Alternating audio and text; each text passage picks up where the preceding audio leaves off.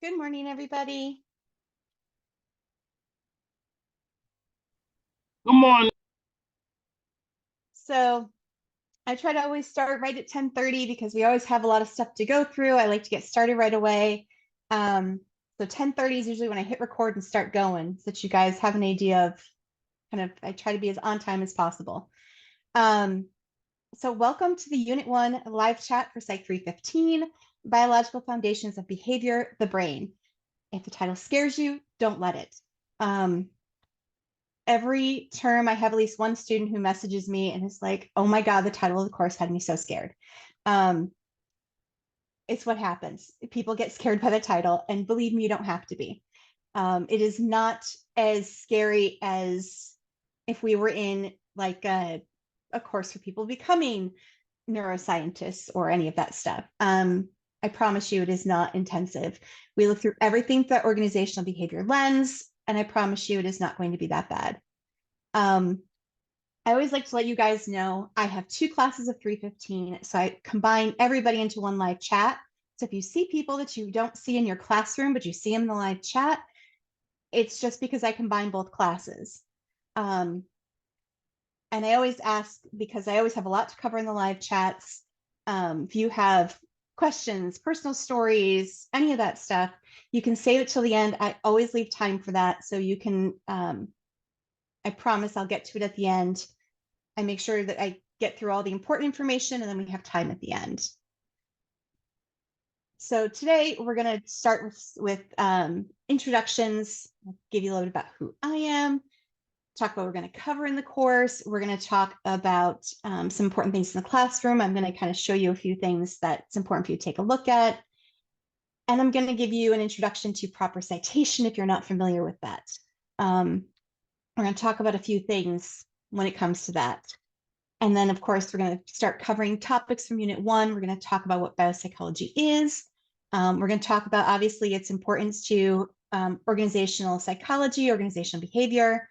And we're going to talk about some of the subfields. We're going to talk about some of the parts of the brain that you're going to be learning about this week and what their functions are, and neurotransmitters, of course.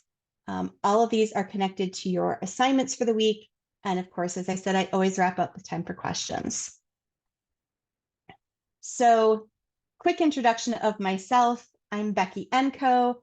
I have been in online education for almost 20 years now. I've been in education as a whole for probably 25 years now, maybe more than that. I got my start in online learning actually as an assistant dean to distance learning at a community college. The department had two of us. And this was back in 2004, 2005. Online education, two of us in the whole department. I started teaching online there. I actually got my master's in an online program, so I'm familiar with being on the student side as well. Just like a lot of you, I love that flexibility and freedom that the online courses have to offer. I like that I can travel, I can go, visit my family, I can go do all these things and still, keep teaching, keep working, and all of that. I also teach at Southern New Hampshire University. I'm a subject matter expert for their Introduction to Social Sciences course, and I'm also lead faculty, so I evaluate faculty each term. I'm the subject matter expert for Psych 315 and for an upcoming course that's being written right now. And I currently live out in rural Indiana. This is actually my barn on our property. We've got that barn. That's out of my property. And I live out here with my husband. We have a 15-year-old son. We have a dog, two cats, and three kittens they'll be a year in July. Occasionally my kittens will like to make an appearance. They'll suddenly just jump up and they'll like walk across the screen and keep going. There's a million paths to get to the window that's on the side of my office. And for some reason, I think the best one is through me. Cats. I like to encourage you guys to go into that first discussion board and introduce yourselves to me, to each other, and to get to know each other. I've had some students say, it's a pointless exercise. We do the same thing every class. Why am I bothering? It really is a great way for everyone to get to know each other. It's a great way for me to get to know who you are, for me to have some ideas of what your career goals are. for me to have some ideas about those types of things. We'll talk about this a little bit more when I talk about assignments later. So in terms of the course and what you can expect from the course, so in our 5 weeks together, we're going to be talking about topics ranging from the structure of the brain and the function of the brain and neurotransmitters. We're going to talk about sensation and perception and what the difference is and what they really are. And from a biopsych perspective, we're going to talk about things like memory and learning, attention. We'll talk about brain trauma, diseases of the brain, neuroplasticity, stress, sleep, the list goes on and on. We'll also be talking about things like anxiety as well and biofeedback. So as part of my introduction to the course, I always like to kind of take you in and show you a few important things. I feel like a lot of times people are surprised by some of the things that are in the course that they either had no idea were there, had no idea where they were, etc. So in the course, in the announcements, you'll notice that there's already several announcements. You've already got your welcome announcement. And within your welcome announcement, you have information about what your textbook is. You have a link to a calendar. So this calendar gives you a full schedule of when your assignments are due. You can print it out if you want to print it, if you want to save a copy for your own, so you can go in and play with it and do your own things to it and add your own things to it. All you would have to do is make a copy and save it like that. I do not give anybody edit access because this has to, all students are seeing this. I can't let somebody come in and just edit and move things and make changes, and it has to remain as an instructor only document. But you've got all that information here about when everything is. And you also have within that announcement, if you scroll down, you've got information about my office hours and contact info. You have information about the term dates. You also have information in the frequently asked questions section. This goes through and gives you a whole list of the most common questions that I get asked. Every term I update this, if there was something new that people asked a lot, or, I was like, oh, I probably should put that in here. I update it and make sure it's added. Everything from where do I go to get my free access to Office 365? Do I have to use the templates? Sneak peek, yes, because it has a properly formatted cover page and your IP4 has a properly formatted cover page and reference page. You have to use your templates. You just download them and use them. You have free Microsoft Word, so it's not a problem. You'll be able to use it through that. Late submission of assignments, things like who to contact if you're having tech issues. All of this is in here. How to cite and telepath. I get asked that a lot, and it's in here. People miss it quite often, but how to cite and telepath. There's information in here about my similarity report showing 100%. Why? How do I check it? When will my assignments be graded? How do I view my grades and feedback? I include a rubric in all of your feedback, the rubric that you have with the assignment, and it's filled in with information, your number of points and the rationale behind the points. Please make sure that you're going in and reading that feedback. I don't allow resubmissions. That is all explained there. And how do I get the 15 extra credit points from the live chat? I'll talk about this at the end of the live chat. But if you're here and you're here for at least half of it, you automatically get it. If you're submitting the information later, then you just submit into that assignment. Submit it by Sunday. It's a school thing. You have to submit it by Sunday to get those 15 points. I talk about incompletes here as well, which I go over again at the end of the term. So you'll have all that later too. But all of that is in that welcome announcement. It's all there for you. I have a reminder about cheating. The work you submit must be your own work. Plain and simple. It has to be something that you wrote, not something that either was written through copy and pasting another student's assignment, or using, you just plug the prompt into AI and copy and paste what AI gave you and put it into the discussion board. All these things, paying for someone to write your paper for you. All of that would be considered cheating. In the paraphrasing, citation, and plagiarism announcement, this goes through a lot of what I'm going to cover today. It's got a lot of examples, a lot more than I'm going to give you. So that's there for you too to take a look at. And then, of course, every unit you will have an announcement for the start of the unit that will go through and talk about what you're going to be reading, your assignments for the week. All of that information will always be in your start of the week announcement. As a sneak peek, I will have information about organizational behavior posted tomorrow. And then the day after, I have a lot of people said, I don't know what career to go into. Here's a lot of different careers in organizational behavior / IO Psych. So you can take a look at some of the careers that you'll be able to get with your degree from CTU. So there's some information in here as well on that. So all of that, as I said, is all in the announcements. And I also, at the end of the live chat, I post links from the live chat in there as well that pertain to different things that we've covered. The other important thing I always try to show you guys in books and resources, this is where you're going to find your textbook. This is where you're going. Your textbook is right here. You click that and it launches your textbook. You're going to find the resources for the unit. This unit has 4 resources. So those are the things you'll go in and read. You also have the biographies for Isabella, aka Izzy, and Isaac. So you should have been using these in other courses. You should be familiar with Izzy and Isaac, but if you're not, go in and read their biographies. It's a really short little, you can even open just the PDF version, but you can go in and you can meet Izzy and Isaac, and you can go and you can see, who these people are. Izzy and Isaac are the characters that the psych program has chosen. They're both looking for careers in organizational behavior. Izzy's already working in an HR department. You get a lot of good information about Izzy and Isaac in their bio. So if you're curious about who they are, or when you go to write some of your discussion posts or things like that, and you want to talk, you want to draw from who Izzy and Isaac are, their bios are in the required reading for Unit 1. So you've got all that in there. Those are kind of the critical things that people tend to miss in here. So I wanted to make sure to kind of walk you through and show you where all of that is. Trying to think if there's anything else that I have forgotten. So got that. Okay.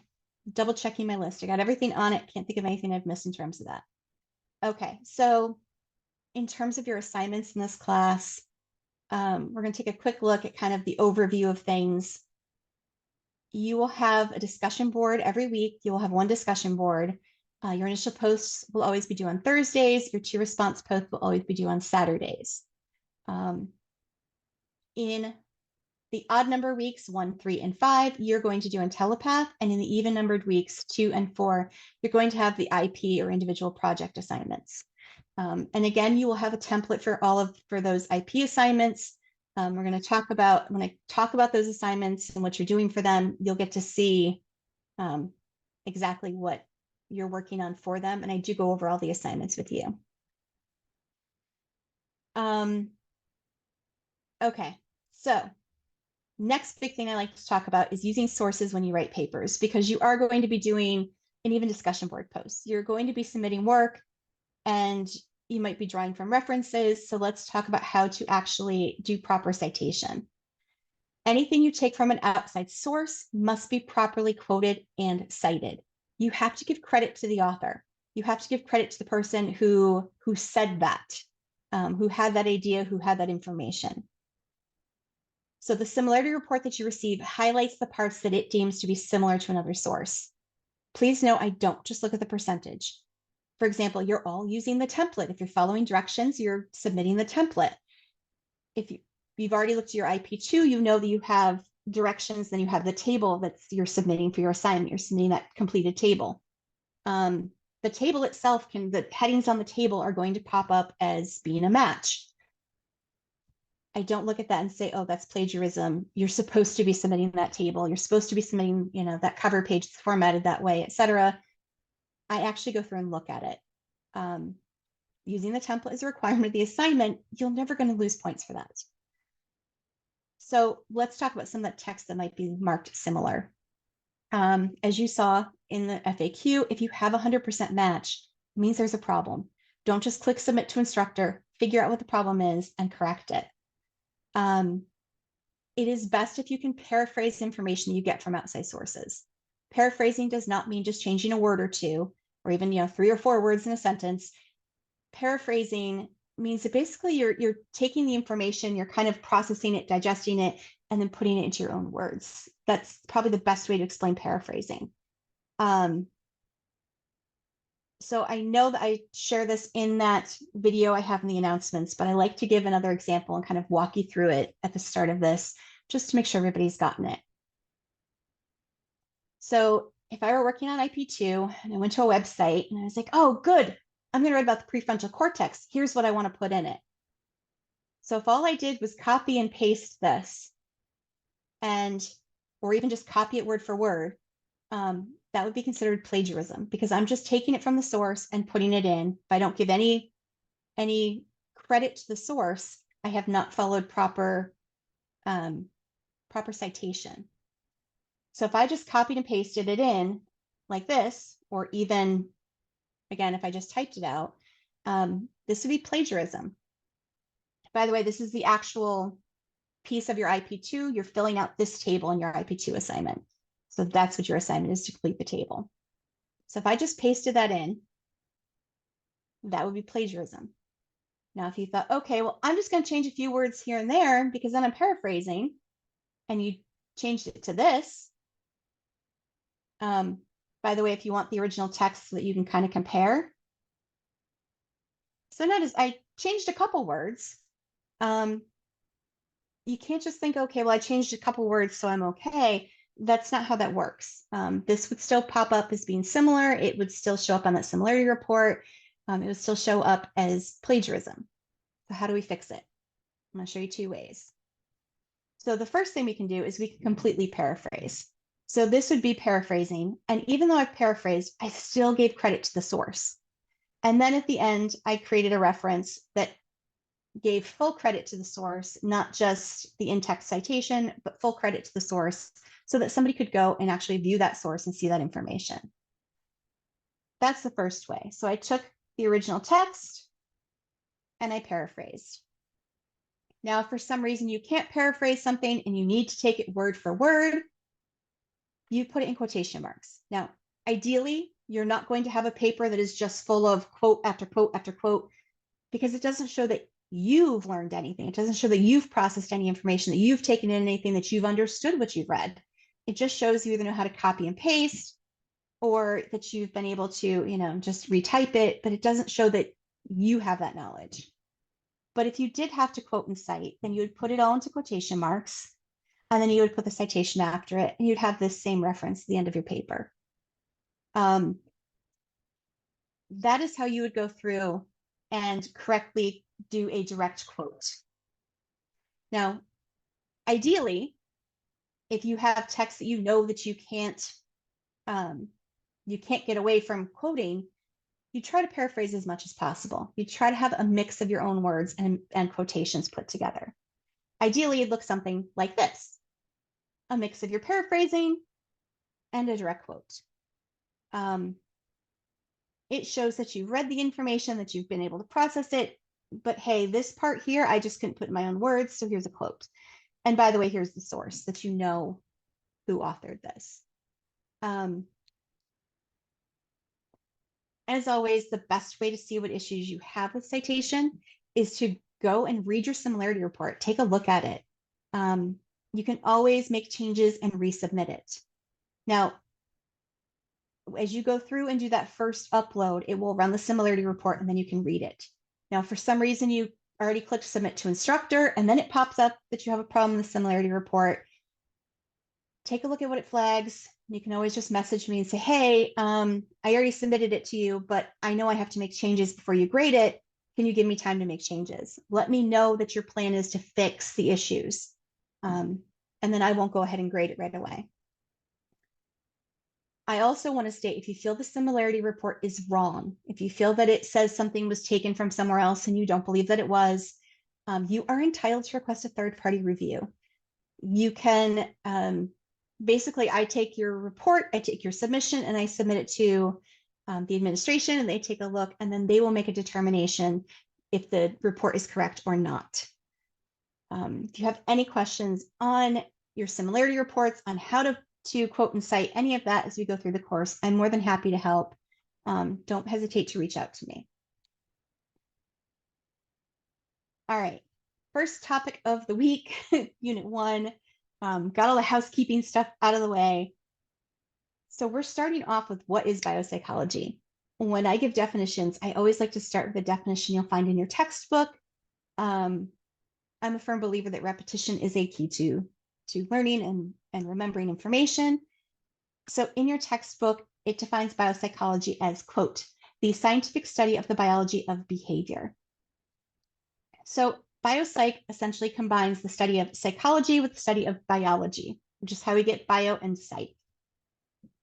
We look at the human mind and behavior. We look at that connection to brain activity and brain development and brain function, to the nervous system's activity, how the nervous system develops and functions. That is all part of biopsychology.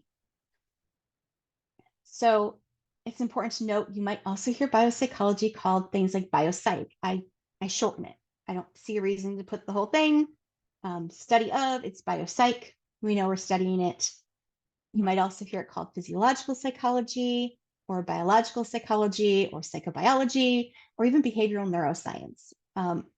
All of these mean pretty much the same thing. There are little tiny nuances about each one of them, but they're all pretty much the same thing.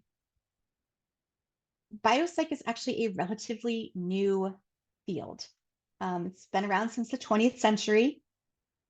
As you go through IntelliPath and you go through that history of biopsychology lesson, you're going to learn how biopsych became what it is today. One of the key things that I like for you guys to kind of remember, it does have its roots in philosophy and in medicine, especially in medicine. Before the 19th century, studying the brain was really something that people who were doing things in the medical field were researching. It was something that they were interested in. Even in the field of psychology, they didn't see a huge reason why they should be studying the brain specifically. There wasn't a whole lot of that going on. It actually was not, and by the way, people outside of those fields knew virtually nothing about the brain and its function. When phrenology came around in the 19th century, that is when everyday people became interested in the brain and its connection to behavior. When phrenology came around, people actually started to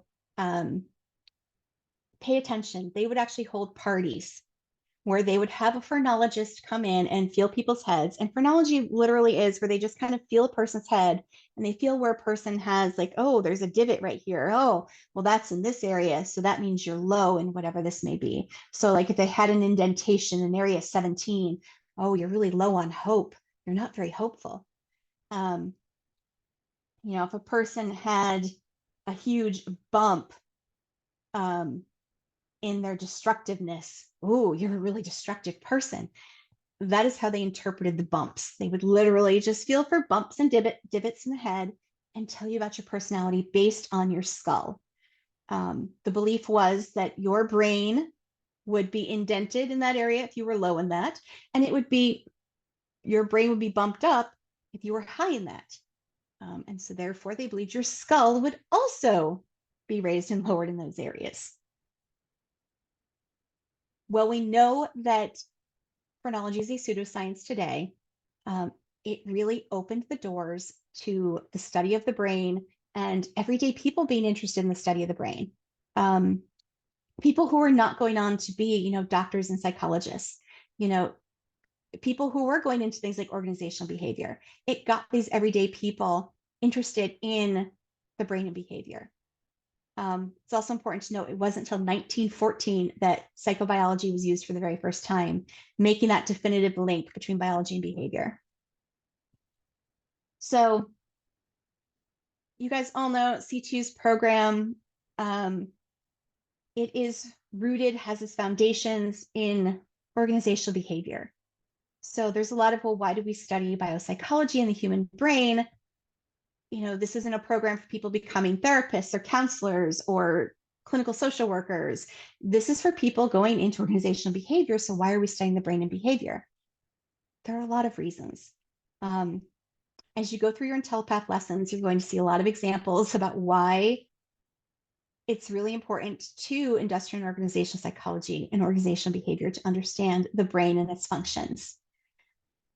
The main thing that we want you to walk away from this class with is a better understanding of what can happen to a person's brain, how things that happen to a brain can impact behavior, how you can support those people in your workplace. If you have someone, for example, who's returning to work after a brain injury, how you can give proper accommodations to them, how you can make sure that they're getting their needs met, how you can help with things like stress and anxiety and sleep.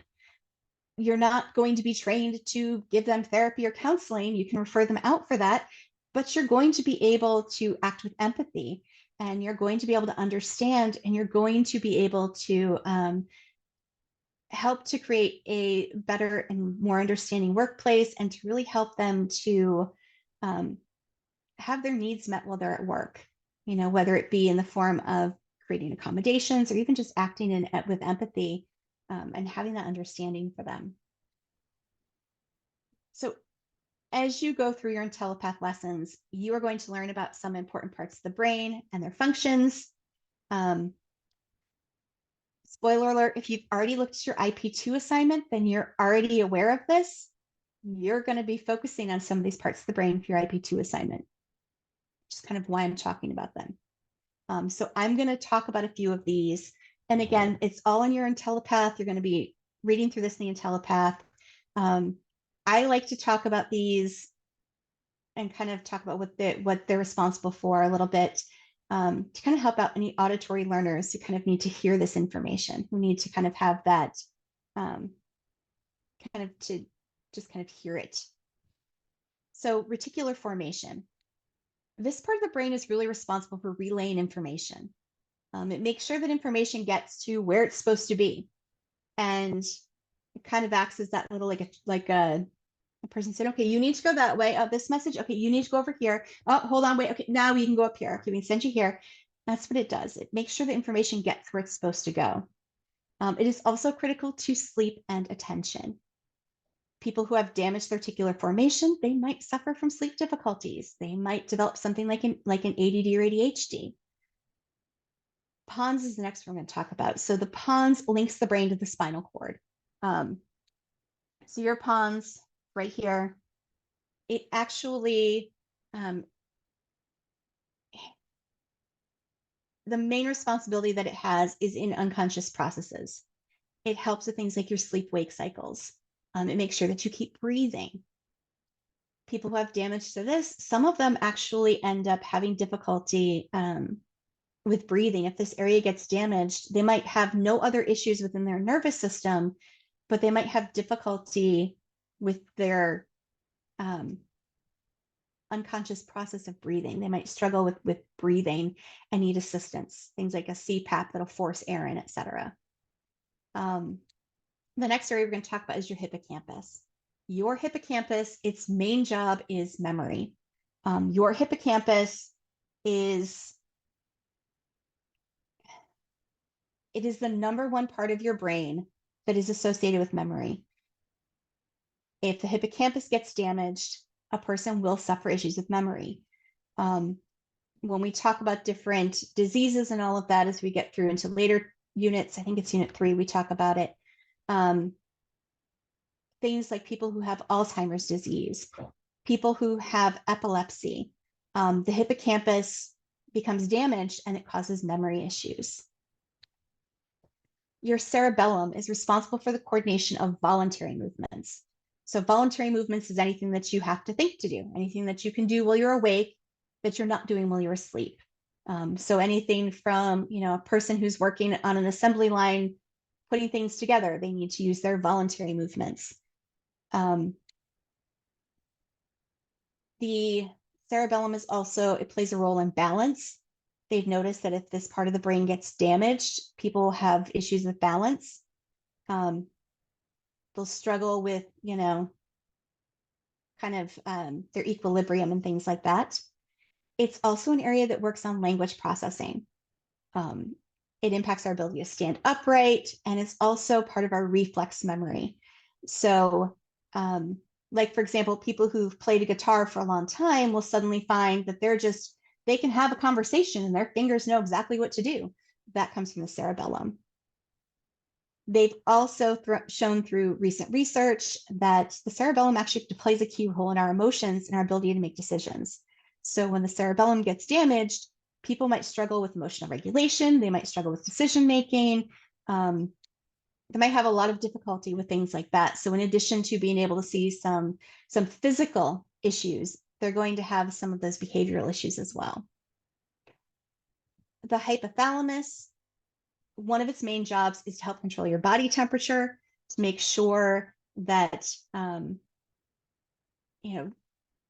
our bodies try to maintain that ideal body temperature, which theoretically the medical society says is 98.6.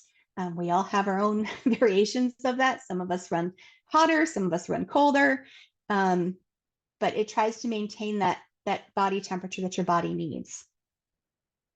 It also helps you with things like thirst, hunger, and sleep cues. It lets you know when you're hungry, it lets you know when you're thirsty, it lets you know when you're sleepy. And it tries to also kind of control, it makes sure that you really need to have those hunger and thirst cues. It works a lot on timing, for lack of a better way for me to phrase it. It knows if you're used to eating lunch at a certain time every day and it gets to be past that time and you haven't eaten and your stomach's growling and you're like, man, my stomach's like clockwork, you can thank your hypothalamus for that. Your hypothalamus is like, hey, past 12 o'clock and you haven't eaten lunch yet. I'm hungry, feed me. And it sends those messages. Your hypothalamus also regulates the hormones that are released from your pituitary gland, and it plays a key role in your emotions. Damage to this area can cause all kinds of issues, whether it be not receiving proper hunger, sleep, and thirst cues, difficulty regulating body temperature, or difficulty with hormone regulation from that pituitary gland. Your thalamus plays a key role in memory as well. Well, not as vital as your hippocampus. It is extremely important to memory. It helps memory retrieval. It is important for executive function. We're going to talk about executive functions later on, but that's that higher level thinking. It's that ability to start a task and know what steps you're going to have to take, that ability to take in the information and know, okay, I'm going to have to do step 1 before I do step 2, and then I can do step 3, and I can do them all in order. And I don't need to go, all right, I completed step 1. Now where's my list? Okay, this is step 2. Now I can do step 2. To be able to keep all that in and retain it. That all comes from your executive function, which is based in the thalamus. Your thalamus also plays a role in attention. By the way, the fact that those two are together, it's not a coincidence that people who have ADD and ADHD often have executive function issues. They're both in the same part of the brain. It's also important to note that all the information from your body's senses, except for the sense of smell, all get processed through the thalamus before going into the cerebral cortex and going to where they're supposed to be. So everything that comes in from your senses gets processed through your thalamus. By the way, your sense of smell, it all occurs in that olfactory lobe. It all occurs in that olfactory. Your prefrontal cortex, it regulates emotions. It helps us with reasoning and problem solving. It helps us to be motivated, helps with impulse control, and it plays a role in our personality. It is also believed to play an important role in attention. And by the way, this prefrontal cortex is one of the first areas that can be damaged when a person has a substance abuse issue, which might explain why they have difficulty with reasoning and problem solving and motivation and impulse control and their personality changes, because the first part of the brain that's impacted is in charge of all of that. Last thing we're going to talk about is your amygdala. So the amygdala helps us to connect our emotions with our memories. We have memories of things that are not connected to any emotions. They are just, like I know that 2 + 2 = 4. That is a memory that I have. I have zero emotions about those numbers being put together. That's in my hippocampus. Emotional memories, like thinking of my grandmother, thinking of, I'll get to why I'm explaining it this way, but thinking of how she used to make apple pies. That is an emotional memory. And I purposely picked that one because, ironically enough, your amygdala physically touches your olfactory, which your olfactory is what processes smells. That is actually why smells can trigger really strong memories in people. Like for me, smelling an apple pie baking automatically makes me think of my grandmother, like automatically. We all have these triggers that can actually trigger a memory, an emotional memory to come up. And sense of smell is a big one because they physically touch, because the amygdala and olfactory physically touch. Your amygdala also helps you to respond to threats because it triggers that fight or flight response. And the fight or flight response triggers a whole bunch of other things in you. It triggers, the production of cortisol and all this other stuff. It triggers all these things. And we're going to talk about that in a later unit. But all of that originates in the amygdala. And usually it's because you have a memory that, oh, I remember the last time I saw a vicious dog and it chased me. I better run. And so you run. It triggers that freeze or flight, triggers your fight or flight. It triggers that emotion in you. It comes from your amygdala. Your amygdala is what sends all the signals through to your brain to say, we need to run or we have to get ready to defend ourselves. No surprise, it is also very highly connected to that feeling of fear. And it plays a huge role in decision-making processes because we operate from the emotional memory and that, do I need to stand my ground and fight or do I need to run? So it plays a key role in your decision-making process too. In addition to learning the parts of the brain, you're also going to be learning about neurotransmitters. Neurotransmitters are chemicals that send messages through your body from one neuron to the next. It passes messages through your body. Think of it like, this was a good example that one of the students gave me once. They said it was like being in elementary school and you write a note to your best friend, but your best friend's on the opposite side of the classroom. So you hand the folded up note to the person next to you and they keep passing it through. And then your friend opens up. It's not like playing telephone because ideally the message doesn't change, but the message travels where it's supposed to go. So I thought that was kind of a good visualization of that.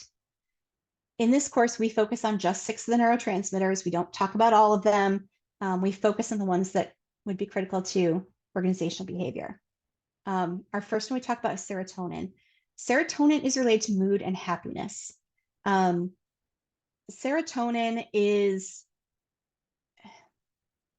it's one of the ones that quite often, if people have a neurotransmitter imbalance, this is one of the top ones that people have an imbalance with.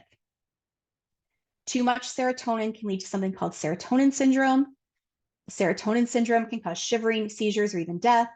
By the way, it causes some pretty crazy hallucinations in some people as well. If a person is taking something like an SSRI, which this would not be something you need for organizational behavior, but an SSRI, basically it makes sure that your serotonin keeps getting passed from neuron to neuron. If they take that and they happen to take certain cold medicines, there's a particular Mucinex that I know for an absolute fact causes a problem. I've seen it happen in multiple people. It can actually boost the serotonin levels and then people start hallucinating. Pretty scary experience. They actually go into serotonin syndrome and they have a really difficult time functioning, and it can actually lead to death. Not enough serotonin can lead to things like depression and anxiety or even mania. Now you'd think, well, depression and mania are opposites. Why does it lead to the same thing? Your serotonin levels just have to be just right. If not, it can actually lead to some other of your neurotransmitters boosting up, and then boosting up can actually cause you to have mania.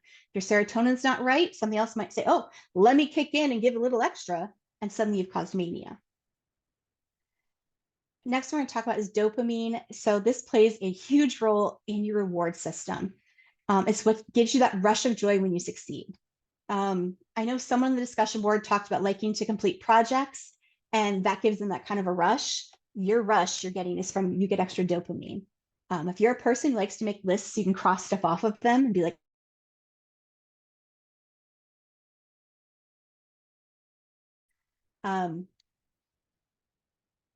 dopamine is your reward neurotransmitter. It's the, hey, good job kind of thing. Gives you that rush of joy when you succeed. Now, it is also used for voluntary muscle movements, so things like writing and typing, etc. Too much dopamine can lead to a person becoming aggressive, developing addiction issues. A lot of the most commonly abused substances actually kick up your dopamine levels and can cause you to have issues with too much dopamine. And you end up needing to keep abusing to keep that same level of dopamine going. We'll talk about that. It can also cause anxiety, and it can cause hallucinations. Not enough dopamine can lead to tremors. So like a person's hand shaking. It can cause like a brain fog where they have trouble thinking. It can lead to difficulty with balance and coordination. It can lead to difficulty with attention and mood swings. When we talk about MS, dopamine is what gets impacted in people who have multiple sclerosis. The next one is glutamate. So this one is important for learning and memory. Neuroplasticity, which you'll learn about later on in the course, actually relies on glutamate. This neurotransmitter is also important for ensuring that other neurotransmitters can continue to move forward from neuron to neuron without getting stopped. Too much of this is associated with Lou Gehrig's disease, multiple sclerosis, Alzheimer's disease, Parkinson's disease, Huntington's disease, stroke, and fibromyalgia. Too little of this glutamate can result in attention issues, insomnia, and low energy. Our next one is GABA. I always have to slow myself down. If I don't like really drag this out, I can't say it. GABA is also known as gamma aminobutyric acid. This neurotransmitter helps your brain to relax. It's what's needed for you to fall asleep at night. You need to have that GABA going, okay, bedtime, we can start to calm down. It quiets your brain so that you can sleep. Too much GABA can result in things like depression and anxiety and even mania. When your GABA is too low, you will also have anxiety and depression, but you instead will also have an inability to relax, that I just can't sit still kind of feeling that I can't go to sleep because my brain won't shut off. That your GABA is not high enough. So adrenaline, sometimes also called epinephrine, it is responsible for that fight or flight response. So we've already talked about the part of the brain responsible. Kicks in your adrenaline and says, hey, we need to get ready for this. It also plays a role in attention and excitement. Too much adrenaline can result in a rapid heart rate, excessive sweating, high blood pressure, headaches, anxiety, insomnia, because it's prepping you to fight, so it's not going to let you sleep. Too little adrenaline can result in anxiety, depression, headaches, and again, also trouble sleeping. The last one we learn about, acetylcholine. This is responsible for every move of your muscles, voluntary or involuntary. It also plays a key role in memory. Too much acetylcholine can lead to insomnia and headaches and slurred speech or even death. Too little acetylcholine can lead to issues with memory, attention, muscle weakness. It's seen in people with Alzheimer's disease, Parkinson's disease, dementia, and multiple sclerosis. Yeah, it sounds like there's a lot of them that are the same in either direction. Your brain has a very delicate balance. And if it's not in that happy medium range, it's not happy. That's one of the really interesting things kind of in looking at things like depression and anxiety. And even though this isn't a clinical psychology class, it's important to know that a lot of these are chemical imbalance. All the therapy in the world doesn't fix it. A person needs to replace those chemicals to find a way to keep those neurotransmitters, which is why medication is often given. And I tell you that to kind of reduce that stigma so that you understand if if an employee comes to you and says, hey, like I'm going for ketamine shots and, I'm going to need time off from work. So you're not like, why don't you just go to therapy? What, you're not, if they have a biological imbalance, a problem with their neurotransmitters, therapy does absolutely nothing. They need to find a way to get that chemical balance correct. So I tell you that so you've got that kind of empathy and you can understand that. All right, got through the topics. Talk about assignments for the week. So in your discussion board assignment this week, I already kind of mentioned it, but I cover all of your assignments at the end of every live chat to make sure you get all the information you need. You're going to start by introducing yourself to me and your peers. I'm sure you're all familiar with this type of post by now. Remember that it's a minimum of 100 words in this course. I know that some of the 100 and 200 level are lower. Once you get to the 300 and 400 level classes, you'll notice that the intensity of your work and all of that gets bigger. It's because these are 300 and 400 level classes. They're upper level classes. You're expected, a little more is expected of you. So keep that in mind. Your initial post that discussion board is due by 11:59 p.m. Central Time on Thursday. You're also going to need to return and make 2 response posts, 50-word response posts by 11:59 p.m. Central Time on Saturday. As I said, I feel like when you're in an online environment, and again, I've been on the teacher side of things, I've been on the administration side of things, I've been on the student side of things. When you're in an online environment, it is so easy to get isolated. It is so easy to feel like you're all by yourself. This discussion board is a great way for you to connect with your peers. And I've had students who have actually, and honestly, more so in recent terms, they've gone back into that discussion board weeks later to go and reply to their peers and to have conversations and to connect with their peers and to, maybe they'll go in there to say, hey, I was reading through this and I got this great idea. Anybody else think about this? And just, they created a whole new initial post and talked about whatever it was. And they made a post and shared ideas. And so it was kind of like a great meeting place. When I first started teaching online, we had a coffee house. That's what they called it, where everybody could do those things. We don't have that anymore. Most schools don't have that anymore. So, feel free to use that discussion board that way. Engage with your peers. Your second assignment this week is your IntelliPath lesson. You will notice that in your IntelliPath, you have 8 lessons in Unit 1. You'll have 8 lessons in every unit.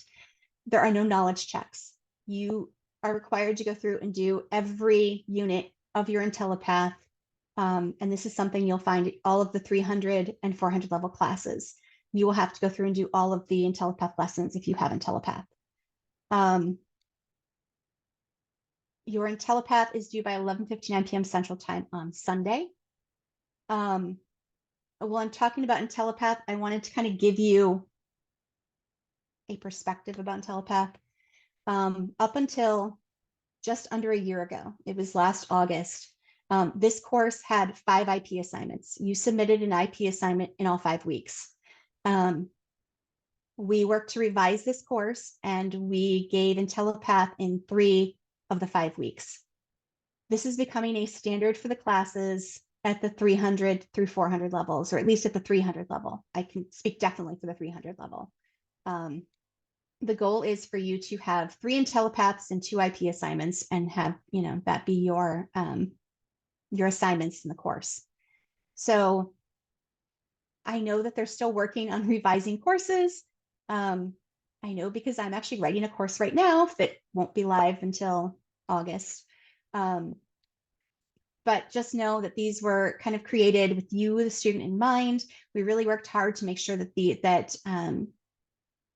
you got these IntelliPath and that you were doing a lot more application in a lot of your assignments. A lot of your things were more of getting you to think deeper, getting you to apply things, getting you to kind of You'll notice your discussion board posts are not just going to be, you're going to go through and read 10 of your peers going to have the exact same answer you did.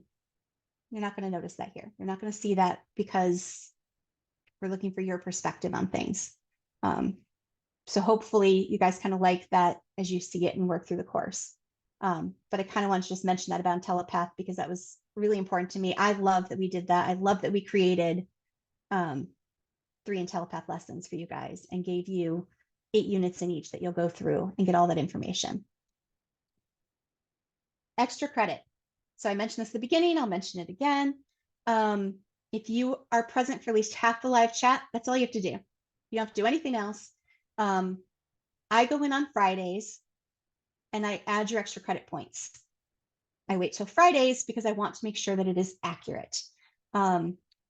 If I've noticed, because I do go through and check and see the number of participants, if I go through and I check the list and it looks like everybody's there on like Thursday or Thursday afternoon, I will go ahead and put it in.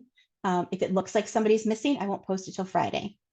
So I want to make sure you're all aware that this is kind of the pattern that I have, because I don't want to put in all the points and then not go back and check again and have somebody have been added to the list later and, you know, not get the points, etc. So I do it for you guys because I don't want any of you to have to be like, hey, I was there and I didn't get points. I don't add it the same day because I know for a fact that if I were to add it even, you know, in 3 hours, I'm going to have a quarter of the people on the list that were actually here. I know that. So just kind of keep that in mind that I do wait on that. And if you are watching the recording, all you have to do is get your summary submitted by 11:59 p.m. Central Time on Sunday.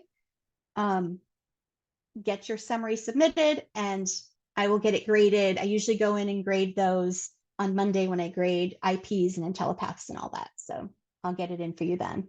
If you happen to submit it between now and the Sunday deadline, I don't grade it until after the Sunday deadline just to make sure I don't miss anybody. Speaking of grading, another one of my housekeeping things. Instructors have 72 hours to grade your assignments from the deadlines. So your discussion assignments will always be graded by Tuesday of the following week. They're due on Saturday. They will be graded by Tuesday. So in other words, your Unit 1 discussion board will be graded by Tuesday, the 7th.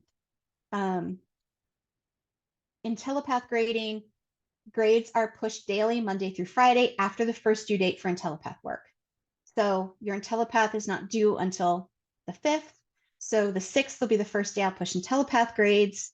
And then every day, Monday through Friday, I will push your Telepath grades into the grade book. And I go back to previous ones. So if we're in, you know, week 4, I still go back and I push Unit 1, I push Unit 3. So those will update too. They don't automatically update. I've had a lot of students surprised at this. Instructors actually have to go in and we have a whole bunch of buttons we have to click to post it. Just know it will get updated. IP assignments will always be graded by the Wednesday after the IP is due. So IP2 will be graded by the 15th, if I'm seeing my calendar correctly. So just so you know, that's when things get graded. Make sure to check your feedback on everything. I try to leave detailed feedback in the rubric. Don't just look at your grade, read that feedback, see what you know, what's in there. I'm going to have time for questions at the end, but I want to make sure I let you guys know if you have questions during the week, you can send me a message, you can send me an email. I'm more than happy to answer questions. I will tell you that Messenger, I don't live at my computer. I try not to anyway. Messenger is a way to get it to me quickly. If I'm not at my computer and I get a message that I know I can answer without going to my computer, I will try to message back as quickly as possible. So, you know, do know you have that option to message me. So thank you guys so much for coming and viewing the live chat. I'm going to stick around for questions, but I hope you guys have a great week and I'm here if you need me.